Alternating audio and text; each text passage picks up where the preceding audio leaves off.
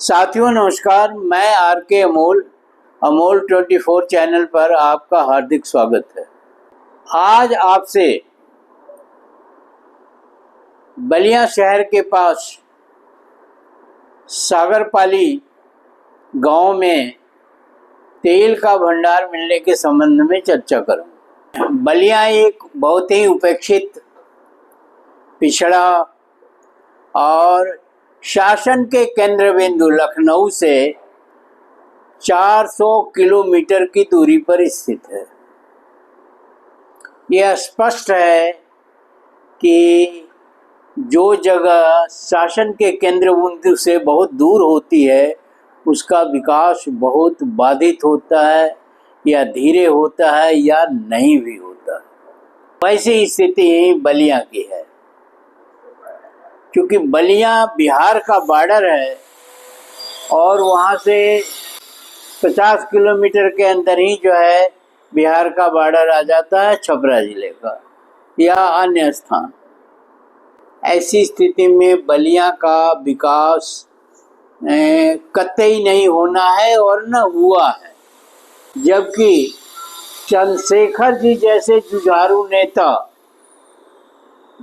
बलिया से ही संबंधित हैं और बलिया से ही उनकी शिक्षा दीक्षा हुई है। बलिया के ही रहने वाले थे, लेकिन काम कुछ भी नहीं हुआ। इतने बड़े नेता और भी नेता हुए हैं, लेकिन इतने बड़े नेता के होने के बावजूद भी बलिया जिले का कोई विकास नहीं हुआ है। बलिया उद्योग शून्य है, रोजगार शून्य है, शिक्षा के क्षेत्र में भी बहुत अच्छी प्रगति नहीं है।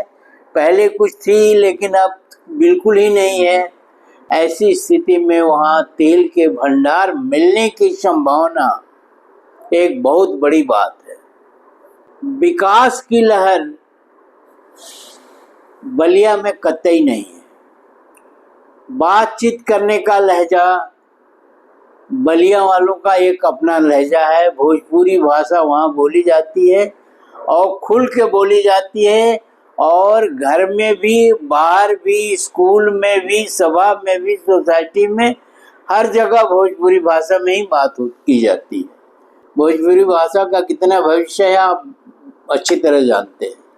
तो इस प्रकार बलिया की जो सिचुएशन है, स्थिति है, वो ऋणात्मक है या निगेटिव है।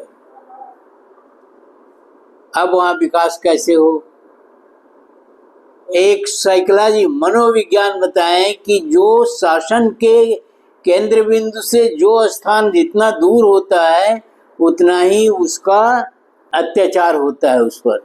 विकास की तो बात ही छोड़ दीजिए, क्योंकि शासन को अगर ये सूचना आती है कि यहाँ के लोग बड़े ही उजड़ टाइप के हैं, कोई काम नहीं करना चाहते या ठीक से बात नहीं करते हैं या चीज़ों को समझने की कोशिश नहीं करते हैं, तो शासन कहता है कि ऐसा सरदर्द नहीं चाहिए हमें, उन्हें ये सेना ले जाओ या और चीज़ ले जाओ और उन्हें सप्रेस करो।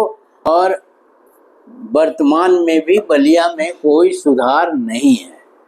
जो वहाँ का परिवेश है, जो वहाँ का सोच है, परिवेश से ही सोच क्रिएट होता है। तो सोच सबसे बड़ी चीज होती है और सोच परिवेश से आती है। परिवेश बदलता है जब रोज नए नए काम होंगे, जैसे उद्योग लगेंगे, धंधे लगेंगे, बाहर के लोगों का आना जाना वहाँ होगा और एक मिली जुली संस्कृति क्रिएट होगी, तो विकास भी होता है और वहाँ एक सभ्यता पनपती है। तो ऐसा कुछ बलिया में नहीं है। अब अगर सागरपाली, जो बलिया से कुल 10 किलोमीटर की दूरी पर है, वहाँ तेल का भंडार मिलता है, तो जो मैंने बात बताई है उसकी काफ़ी संभावना बनती है। तेल अगर मिलता है तब तो सोने में सुहागा है, समझिए। तेल अधिकांशतः तटीय इलाकों में, समुद्र के तटीय इलाकों में पाया जाता है और इतने इंटीरियर में तेल का मिलना थोड़ा संदिग्ध सा प्रतीत होता है। फिर भी संभावना ये है कि गंगा नदी का वो किनारा है या गंगा नदी वहाँ से पास होती है या बहती है, उससे सटा हुआ 10 किलोमीटर 8-10 किलोमीटर की दूरी पर एक बहुत बड़ा सुरहा ताल है। सुरहा ताल के किनारे करीब 150 गांव हैं और सुरहा ताल जो है 50 किलोमीटर में फैला हुआ है। उसमें कोई 1500-2000 नावें चलती हैं। वहाँ से एक सुरहा ताल नहर निकाली गई है जो बहुत सफल तो नहीं है, छोटी नहर है, लेकिन फिर भी निकाली गई है। ये बात कांग्रेस के ज़माने की है और ये बात 1954-55 की है, जब हम लोग छोटे थे और आज़ादी का उत्साह बहुत ज़्यादा था। उसके बाद विकास रुक गया, कोई विकास नहीं हुआ, कोई काम नहीं हुआ। और आजकल वर्तमान में तो वहाँ जय श्री राम, हिंदू मुस्लिम बटोगे तो कटोगे, और तमाम इसी तरह की बातों पर, अनर्गल बातों पर रिसर्च भी हो रहा है, व्यवहार में भी लाया जा रहा है, एक दूसरे को बताया जा रहा है। और जय श्री राम से कितना वहाँ भला हो जाएगा मेरी समझ से परे है।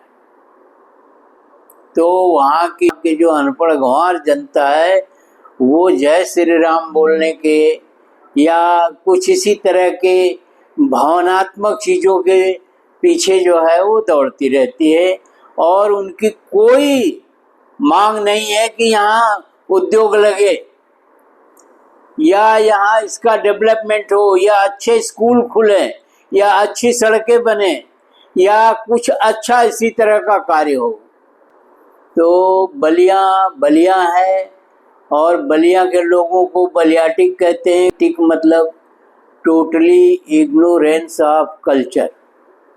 पढ़ा लिखा आदमी भी गंवारों की तरह से अगर बात करने लगे तो उसको यही कहेंगे।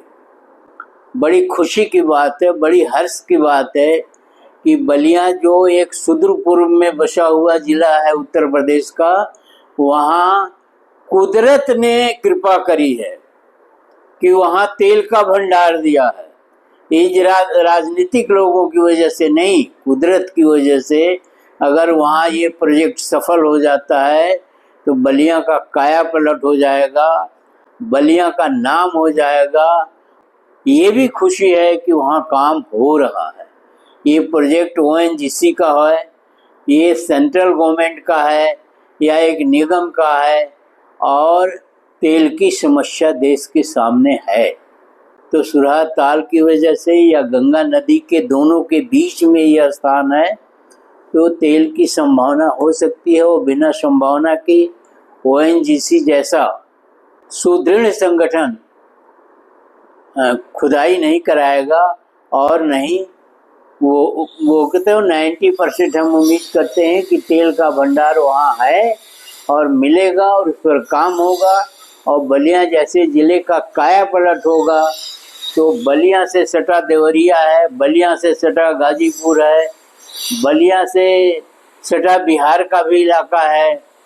तो इस तमाम इलाकों का समग्र विकास होगा और एक खुशहाल सुख शांति आएगी और लोग बाग जो है समृद्ध होने के साथ साथ सांस्कृतिक रूप से भी मजबूत होंगे। यह एक अपार खुशी की बात है कि बलिया में तेल का भंडार मिला है। इससे देश की अर्थव्यवस्था में भी सुधार होगा, क्षेत्र विशेष की अर्थव्यवस्था में भी सुधार होगा और यह एक सौभाग्य है। वीडियो को ध्यान से पढ़िए, मार्मिक है, इसके मर्म को समझिए और इस काम में सरकार का पूरी तरह सहयोग करिए, पूरी तरह तन्मयता से सहयोग करिए। हालांकि ये तो प्रकृति की देन है, प्राकृतिक है, लेकिन सरकार अगर उसको विकसित कर रही है तो सरकार को भी श्रेय जाता है। धन्यवाद। जय भारत, जय संविधान।